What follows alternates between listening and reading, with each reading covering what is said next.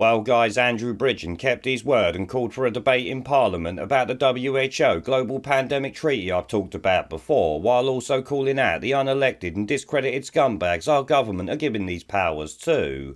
Well, as you might expect, the minister responding didn't say we won't give our power to unelected WHO tosspots and instead comes out with this. Andrew Bridgen. Thank you, Mr. Speaker. When they've finished. The World Health Organization Pandemic Treaty is deeply concerning. It seeks to give the discredited WHO huge powers over this country and our people.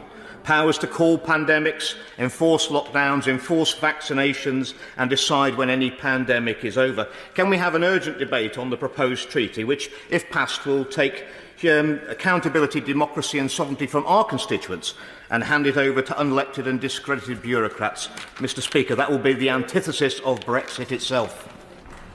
Leader. Well, I thank the honourable gentleman for his question, and I think that it's an excellent topic for a debate. I shall certainly make his views known to both the Department for Health and the FCDO that will look after many of these international organisations. But I can tell him it is incredibly important. We know from the pandemic, and we know from other outbreaks such as Ebola, that these diseases know no borders, and it is only through international cooperation and collaboration together that we will arrive at the solutions to ensure we do not have a repeat of the last few years, and that we can ensure everyone in the world is safe from these terrible diseases. Yeah, that was essentially saying we don't give a shit and want to carry on with our global pandemic treaty, but the fact she tried to use the past few years as an excuse for more of what we see is actually laughable. The WHO's shown itself to be useless and corrupt, much like politicians and the media are, yet they all think working together will somehow make it better.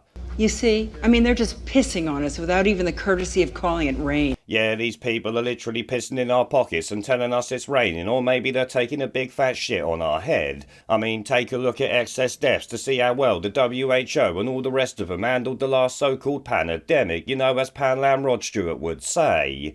Through the pandemic. Yeah, it was a disaster, like that guy's boat race, and yet this trout thinks we should do more of it. This should show you that even when an MP stands up for what's right, the corrupt MPs will always outnumber them and push for lunacy that none of us bloody want. I mean, let's be honest here, not a single person has ever voted to give the WHO any power over this country, and MPs offering it to them should be considered treason. The same goes for the WEF, UN and any other international scumbags. In fact, surely the war in Ukraine has shown the UN to be completely worthless, but that's another video altogether.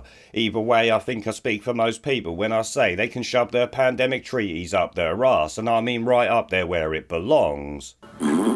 Jog on.